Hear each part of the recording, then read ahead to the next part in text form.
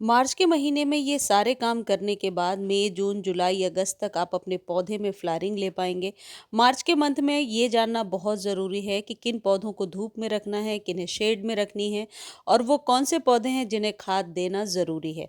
या फिर जिन पौधों की हार्ड प्रूनिंग कर चुके हैं और उनमें पत्तियां नहीं निकल रही हैं, तो उनको मार्च में किस तरीके से फीड करना है। आज के वीडियो में आप जानेंगे कि मार्च के मंथ में क्या ज़रूरी काम करना है, जिसमें सबसे ज़रूरी फर्स्ट आप इस चीज़ का ध्यान रखें। जितने सर्दियों के फूल हैं, पिटूनिया है या फिर डायंथस है या फिर जितने भी अलाइज़म हैं या कोलियस है, ये सारे सर्दियों के फूल थे। तो अब जब मार्च में तेज़ धूप होगी तो ये पौधे अचानक से सूखने लगेंगे।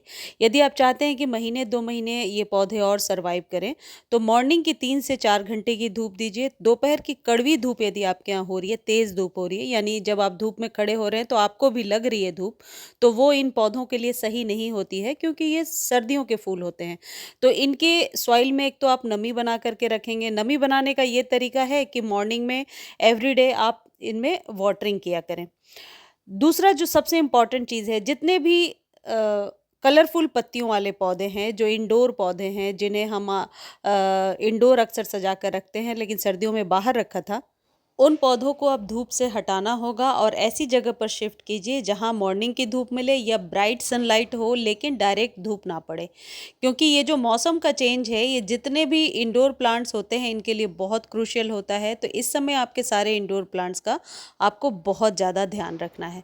इंडोर प्लांट बहुत तरीके के आते हैं। वैसे जो मेरे पास है, मैं आपको दिखाई दे रही हूँ, ये एरेलिया था जो आप देख रहे थे। जैसे मनी प्लांट में न्यू कोमलांगी पत्तियां अब आने लगी हैं, तो ये तभी होगा जब इनमें उतनी ही धूप मिलेगी कि पौधे जले ना। आप सेमी शेड इन पौधों को प्रोवाइड करें।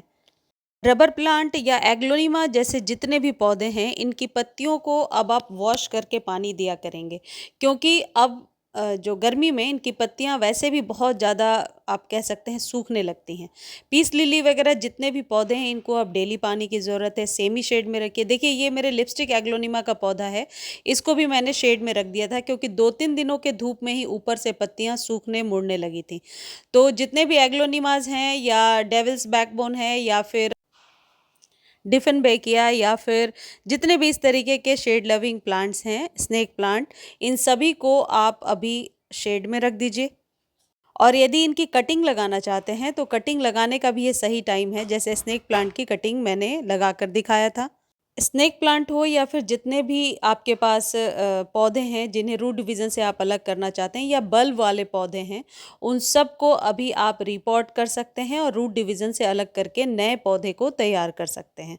जितने भी परमानेंट पौधे हैं आपके पास, एग्लोनिमास वगैरह, सभी को अभी आप रिपोर्ट ज़रूर कीजिए और उसमें न्यू सॉइल को भरिए।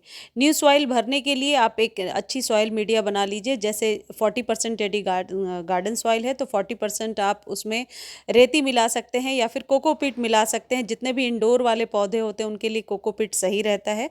कम पानी में भी मॉइस्चर बना रहता है, रूट्स का फैलाव भी बहुत अच्छे से होता है। तो जितने भी इंडोर प्लांट्स हैं आपके पास, उन सबको अभी आप रिपोर्ट करके और न्यू सॉइल भर के और शेड में शिफ्ट कर दीजिए। यदि हैंगिंग बास्केट्स के लिए आप प्लांट्स लगाना चाहते हैं तो ये बहुत ही सही टाइम है। अभी आप कटिंग भी लगा सकते हैं। अभी आप अपने पौधों को रिपोर्ट कर सकते हैं या नर्सरी से लाकर लगा सकते हैं। यदि स्पाइडर प्लांट की कटिंग लगाना चाहते हैं तो ये जो पब्स है, इसे उठा करके सिर्फ सॉइल के ऊपर रख देना है और न्यू पौधा बहुत ही जल्दी तैयार हो जाएगा। अब बात करते हैं परमानेंट पौधों के बारे में। तो ये चौथा सबसे इम्पोर्टेंट काम है जो आपको करना होगा। आपके पास जितने भी परमानेंट पौधे हैं उनकी सॉइल अब बहुत ज़्यादा सूखेगी। यदि आपने फैब में कट कर दिया होगा तो इस तरीके से न्यू शूट्स आने लगी होंगी। और यदि न्यू शूट्स नहीं आ रही हैं तो एक खाद मैं आपको बताऊंगी, वो डालिए। जितने भी पौधों की कटिंग करी है आपने, उसमें अब न्यू शूट्स अपने आप ही आने लगेंगी। अपने पौधे को सूखने से बचाने के लिए बहुत ज़रूरी होगा कि आप गुड़ाई करते रहें ताकि नमी बनी रहे। जो भी खाद पानी अभी आप दे रहे हैं वो जड़ों तक पहुँचे। मिट्टी ज़्यादा सूखने का भी रीज़न ये होगा कि एक तो पौधा ग्रो कर रहा है, दूसरा धूप बहुत तेज़ हो रही है। और यदि हम पानी रेगुलर अभी भी नहीं दे रहे हैं अपने पौधे को, तो फिर सॉइल बहुत ज़्यादा सूखेगी और जिन पौधों की कटिंग हुई है वो पनपेंगे नहीं। देखिए, ये बुगनविला है जिसको कि लास्ट टाइम हमने कट किया था और अब इसमें न्यू पत्तियां आ रही हैं। यदि अभी तक आपने परमानेंट पौधों की कटिंग नहीं करी है, जैसे जैसे गुड़हल है, नाग चंपा है, अलामंडा है, चमेली की जितनी भी वैरायटी है, मोगरा है, इन पौधों को यदि अभी तक आपने कट नहीं किया है, इवन रबर प्लांट को भी, तो आप कट कर सकते हैं। ऐसा करने से एक तो पौधा बुशी हो जाएगा और साथ ही जब उसमें न्यू ग्रोथ आएगी तो फूलों की संख्या भी बढ़ेगी। तो फूलों वाले सभी पौधों को अभी आप ज़रूर डीप प्रूनिंग कर, और यदि कर चुके हैं आप डीप प्रूनिंग, तो गुड़ाई करके खाद देने का ये बहुत सही टाइम है, मार्च के शुरू में ही। इस तरीके से गमले के चारों तरफ थोड़ी गुड़ाई करके पहले आप सॉइल को 2-2 इंच निकालेंगे। उसके बाद इसमें 1 चम्मच नीम खली और 1 चम्मच किसी भी प्रकार के कंपोस्ट को डालेंगे। फिर ऊपर से सॉइल को भर देंगे। ऐसा आपको अपने सभी परमानेंट पौधों के साथ करना है। ऐसा करने से आप देखेंगे कि जो पौधे शौक में जाते हैं, अक्सर गर्मियों में सूखने लगते हैं, खासकर तुलसी जी का पौधा जो गर्मियों में अक्सर सूख जाता है, तो आप ये वाला प्रोसेस करेंगे तो नमी बनी रहेगी। और मार्च का मंथ ऐसा होता है कि इसमें पौधों को खाद ज़रूर दे देनी चाहिए। तो गुलाब हो गया या फिर जितने भी परमानेंट पौधे हैं, बेल वाले जितने भी पौधे हैं, सभी को ये आप खाद दे दीजिए। वो पौधे जो आपके पास नहीं हैं और आप कटिंग लगाना चाहते हैं, जैसे मॉस रोज़ हो गया या फिर अपने ही पौधे से कटिंग लगाना चाहते हैं, तो मॉस रोज़ या फिर उसमें पर्सलेन वगैरह जो भी उसकी वैरायटी आती है, उसकी कटिंग लगाने का ये बिल्कुल सही टाइम है। यदि आप अभी कटिंग लगाते हैं तो ये बहुत जल्दी ग्रो भी हो जाएगा, क्योंकि स्प्रिंग के टाइम में पौधों की ग्रोथ तेज होती ही है। तो ऐसे छोटी छोटी कटिंग ज़रूर लगा लीजिए। ये जितने भी मॉस रोज़ वगैरह हैं, ये कटिंग लगाने के बाद अगले ही घंटे से आप धूप में रख सकते हैं। इन्हें शेड में रखने की ज़रूरत नहीं होती है। गुलदाउदी जो सभी के घरों में था अभी, वो अब धीरे-धीरे सूखने लगेगा। तो अपने ही गुलदाउदी के पौधे को छोटी-छोटी कटिंग अभी आप लगा लीजिए, जैसे पॉर्चुल्का की बताई। देखिए ये कटिंग जो है मैंने अपने पौधे से ही तैयार किया है और इसे लगाने के बाद सेमी शेड में रख दीजिए। इस तरीके से आप अपने पौधे को बहुत दिनों तक सर्वाइव करा पाएँगे और आपके पास कटिंग भी बनती जाएगी। बरसातों में तो फिर इसकी कटिंग लगनी शुरू ही हो जाती है और वैसे भी ये परमानेंट पौधा है। अगला जो एक इम्पॉर्टेंट काम आप कर सकते हैं वो है मैरीगोल्ड के बीज लगाना। गेंदे के पौधे जो फूल जो अक्सर पूजा वगैरह में हम इस्तेमाल करते हैं, वही मैरीगोल्ड के बीज होते हैं। उनके बीजों को खोलकर 1-2 दिन धूप में सुखा लीजिए और फिर एक कैसे भी गार्डन सॉइल में ऊपर से छिड़क दीजिए और पानी डाल दीजिए। आप देखेंगे 10 से 15 दिनों में न्यू शूट्स निकलने लगी हैं और जब वो शूट्स 3 से 4 इंच का हो जाए, तो उसे लेकर के आप छोटे-छोटे गमले में शिफ्ट कर दीजिए। आप देखेंगे कि गर्मियों में भी गेंदे का पौधा जो है बहुत अच्छी फ्लावरिंग कर रहा है। बस टाइम टू टाइम ध्यान रखना है कि सॉइल बहुत ज़्यादा ना सूखे, नमी बनी रहे।